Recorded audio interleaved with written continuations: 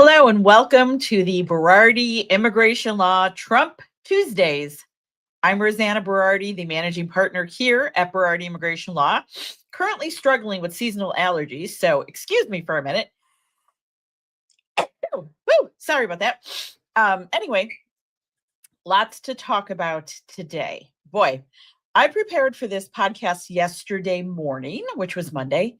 Thought I had a great outline down, and then by 6 o'clock last night, I had to change most of it because this stuff is coming out fast and furiously. So we're hitting a critical point in the Trump administration where we are seeing consistent messaging from the administration of enforcement and America's closed to immigration. So the big story that hit yesterday that made me change most of my content for today was the Supreme Court's ruling on federal immigration raids. So, a lower court earlier this year in July said that immigration and customs enforcement couldn't do these roving patrols, meaning just go into neighborhoods and start talking to people and asking for their citizenship and their status.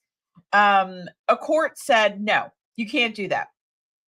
That violates way too many things in our Constitution.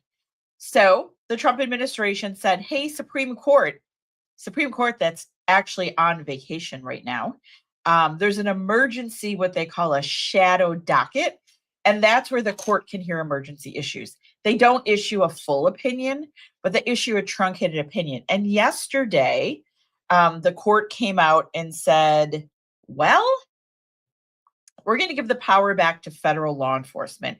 And ethnicity can be one factor alongside with language, occupation, in terms of stopping people and asking them for their immigration status. The reasoning behind this was that the court said, listen, restricting ICE is going to get in the way of their law enforcement activities. We hear this time and time again. Government does something really overreaching. Courts try and rein it in and say, no, we don't like that. But ultimately, the Supreme Court generally sides with law enforcement saying, hey, these guys have a job to do. They're going to do it, and no one's going to get in the way. Now, the headline as a result of this decision yesterday is the Supreme Court allows racial profiling. It's a bit of a stretch. Racial profiling, ethnicity cannot be the sole basis, but it can be one of the factors. So there's a lot of people worried about this one, as they should be. ICE is out there. Don't forget, if you follow this podcast series or my podcast series and our webinar series, the One Big Beautiful Bill gave Immigration and Customs Enforcement $1 billion. They're going to get out there. They're going to try and carry out this mass deportation. Now, it's not working the way that the administration would like. Why? 2 words: due process. They're having a hard time removing people because anyone here without authorization, doesn't matter how brazenly they've broken the law, are entitled to their day in court. And that court system has 3.7 million cases ahead of them. So anyway, this decision by the Supreme Court, not well met in the media, not well met by legal scholars. There's a huge debate always over law enforcement versus constitutional rights. We'll see where this one goes. But again, the messaging from this administration is one of enforcement. They want to enforce the immigration law. Now, we also saw this late last week at the Hyundai plant. Yikes, right? Huge immigration raid at the Hyundai LG battery plant in, I think it was Atlanta, Georgia. And that was one of the biggest ICE raids in American history. Over 300 South Korean nationals were detained. They were there working on a big project, $12.6 billion project halted overnight. Now, Hyundai says, whoa, wait a minute. These are not our employees. All of our employees are properly documented. However, this was a contractor of Hyundai. Okay, employers, listen up. Not only is it critical for you to be in full compliance with the immigration law and your employees, but you need to know who you're working with regarding contractors. Okay, this was a multi-month investigation. They found 475 people, 300 were South Koreans, allies of the United States, stopped a huge project in its tracks. Now, interestingly, the South Korean government said, whoa, whoa, whoa, please don't detain all of these people. These are our citizens. We're going to just take them back. We're going to send in a charter plane. They're going to go back. Well, if that's not welcome news to the Trump administration, I don't know what is. The government of South Korea said, we don't want any part of due process. And instead, we're just going to handle this. I don't know. If you're the administration, you're saying, this worked out pretty well. Now, there's some issues about were they here as visitors and can visitors do this type of work? We're not sure. There's a lot of details going on in the media, but talk about messaging. Employers don't mess around. Government's going to come in. Contractor liability. You need to know who you're working with. I-9 compliance, I-9 so boring, so tedious, but so critical right now. I-9 violations are the target of many ICE investigations, and now is not the time to monkey around with that form that seems so simple, but is so important. So take note. I know employers, there's so many other things to do, but it's really, really important to make sure everything is above board with respect to your employees. We also heard today that something's happening called Operation Midway Blitz. This is going on in Chicago. If you remember, there's a huge focus on Chicago right now in terms of crime. And ICE is getting their hands in it and saying, hey, there's a lot of illegal immigrants. We're going into Chicago. Now, this one's interesting. Chicago's a sanctuary city, meaning they're not going to help law enforcement enforce the federal immigration law. And the leaders of Chicago are not that happy about this. But sanctuary cities are coming under attack by this administration. Should not be a surprise. This administration is all over. It doesn't matter what city you're in. If you violated the immigration law, they want you promptly removed from the United States. Another thing that we saw last week, boy, the list goes on, is USCIS. That's the agency in the United States that looks at applications of clients like ours. We file thousands of these every year. H-1Bs, work permits, green cards, citizenship.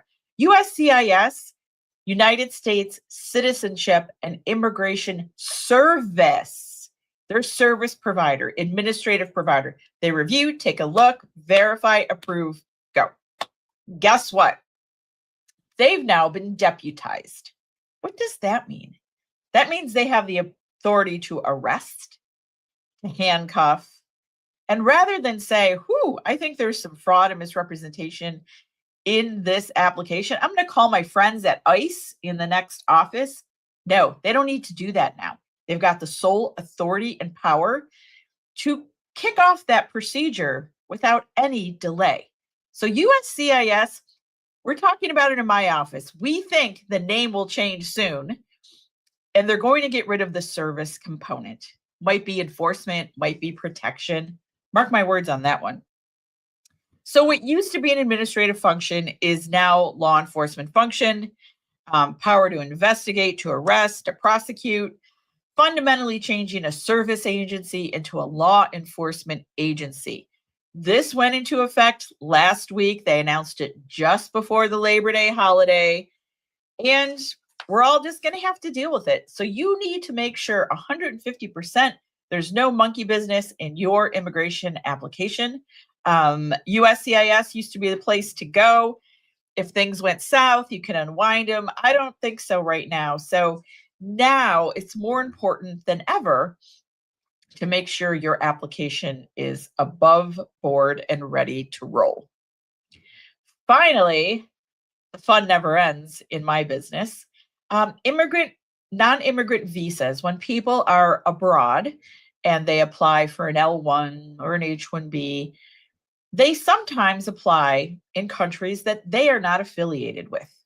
So if you are from China and the wait time for an H1B is 6 months and there is an appointment in Madrid, you could potentially go to Madrid and get your appointment done in a matter of weeks. Not any longer. No more third country processing, no more visa shopping, no more form shopping. Government does not like this one, never has, probably never will, but this is the end to it. It used to be more of a willy-nilly policy of, well, they don't really like it. Now they're saying absolutely not, no more. You must interview in your country of citizenship or legal residence.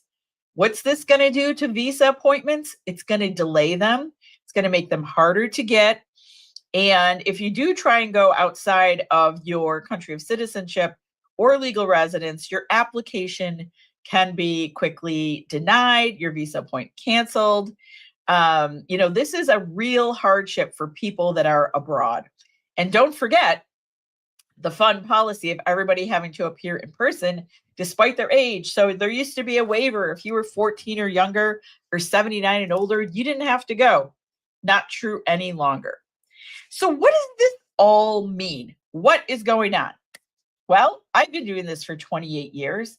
To me, when I hear all of these stories, and it's the constant drip, okay? We have an entrepreneur as our president. He's promised to fix immigration, and he'll be damned if he's not going to do something that's going to be in the news every single day. This stuff is dripping out every single day, hard to keep up with, hard to advise our clients. We seem silly when we say, we don't know what's going to happen. But a lot of times right now, we don't. But what we do know is how to prepare your applications and how to position them for approvals.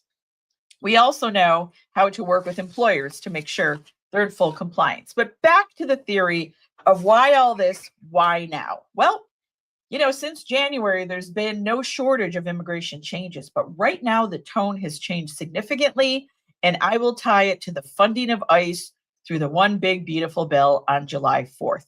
Since that time, we've seen nothing but enforcement attempts.